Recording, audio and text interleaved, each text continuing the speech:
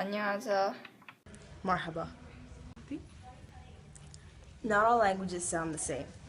There are languages other than English and they all have significance. Why are people so surprised when they hear these languages?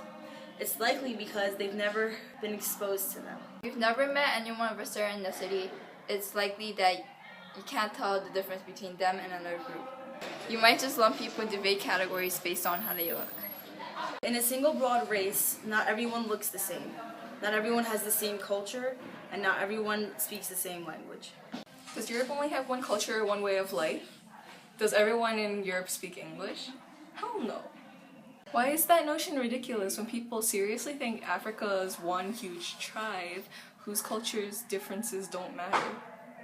The Hamar peoples who reside in southwestern Ethiopia place much importance on their hair and they wear clay hats. The Noor people live off the land, farming and raising livestock. And the level of respect they give other tribes is largely dependent on the amount of cows they own. None of them live in the same manner and none of them are exchangeable. They are all unique. But does any of that matter to the average American? Hell no. We have African American history classes, showcases, months, and most people still can't tell you what Burkina Faso is. It's a country that houses more than 17 million people. So it's not something that's small. Ireland has less than a third of that population.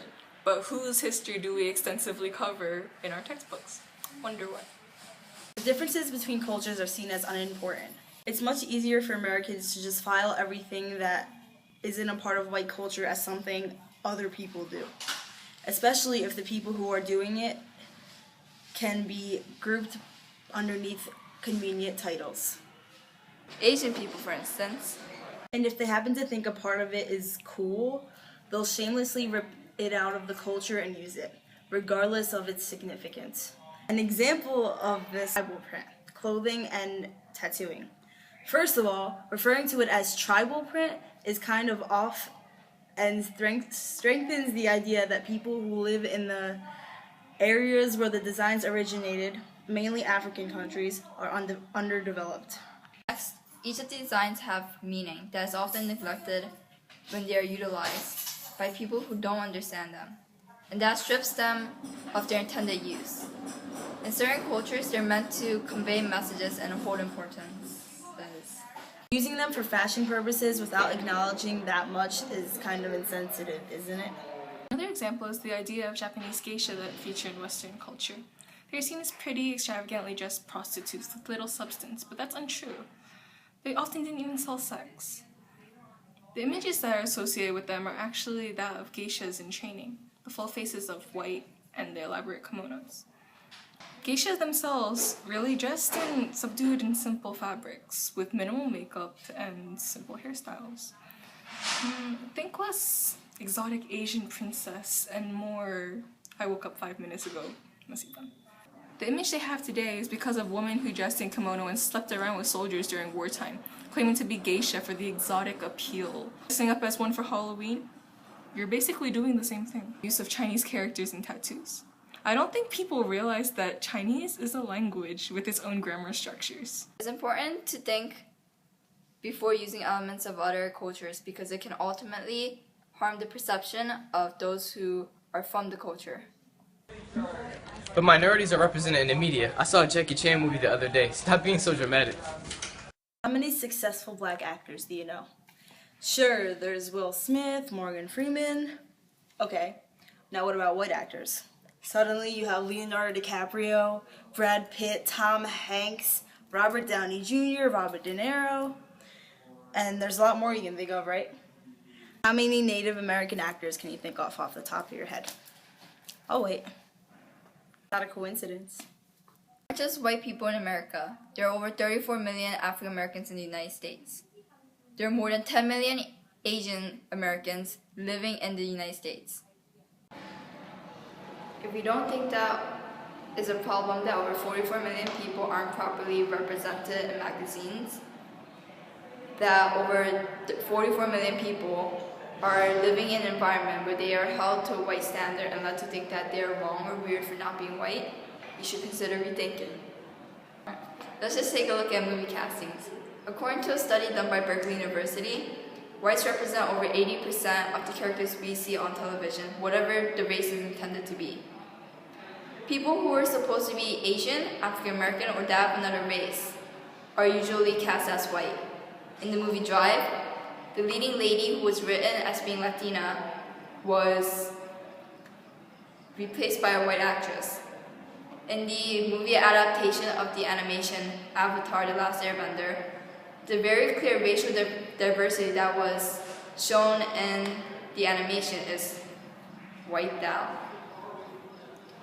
Well, you might be able to make an argument about the flexibility of the movie castings if it worked the other way around, too. But in castings where lead character's race is debatable, the producers shamelessly ask for whites only. And when people of color are cast, people are unhappy.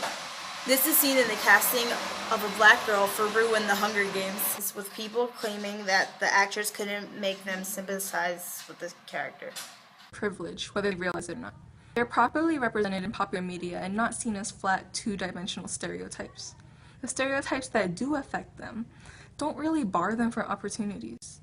The stereotypes that white girls are rich brats? Okay, it might be annoying to deal with, but when will it ever be dangerous? Will someone deny you a job because of it? Will someone kill you because of it? No. But will someone deny a job to a black person because of the stereotypes surrounding them? Yeah. The idea that African Americans are delinquents and dangerous is often used to defend violence and discrimination against them. Same goes for Latinos. There has been many cases where African Americans has been falsely accused of committing a crime because of the stereotype. Trayvon Martin, a 17-year-old boy, was shot and killed because he looked suspicious walking down the street alone and wearing a hoodie. It's not like this happened only once, or that this is a one-time thing. Reports of unarmed men and teenagers being killed because of racial profiling are frustratingly common. In recent news, a black college student was shot for riding a bicycle and wearing a hood, and a black man running towards the police for assistance with a car accident was shot several times without justification. I could go on and on. There are so many instances of this that don't even seem to make it to the news. And if they don't, people can pretend that they never happened. But I'm not racist. It's not about you. It's about the people being discriminated against. You're not racist? Coolio. Good for you. Do you think that you not being racist or not personally experiencing racism means that it doesn't exist? Yet about the exclusion. And let's not forget about the exclusion of minorities from positions of power in America.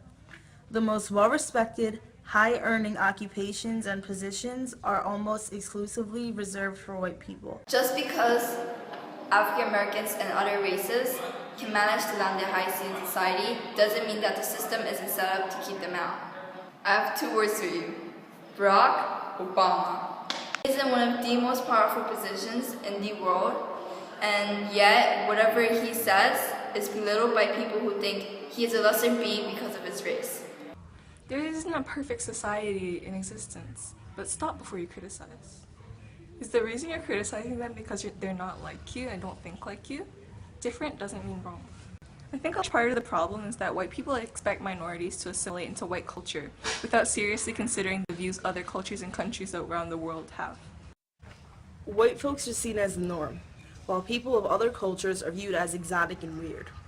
If a white person were to try to broaden their horizons and try to learn about Mexican or Nigerian culture, then the people of those cultures would be expected to accept and educate them. But people of these cultures are often mocked for trying to assimilate into Western societies themselves. When these minorities complain about whites taking facets of their culture out of context or using them inappropriately, they're hit with backlash for not being accepting or having a narrow viewpoint. Everyone has a culture and should have pride in it. The cultures are different and people are different. No one is born looking or thinking the same. So why is it that people are ashamed of being different? I know why. It's because of the racial stereotypes and barriers that discourage people from embracing their heritage. The differences in our cultures should not translate to a power imbalance.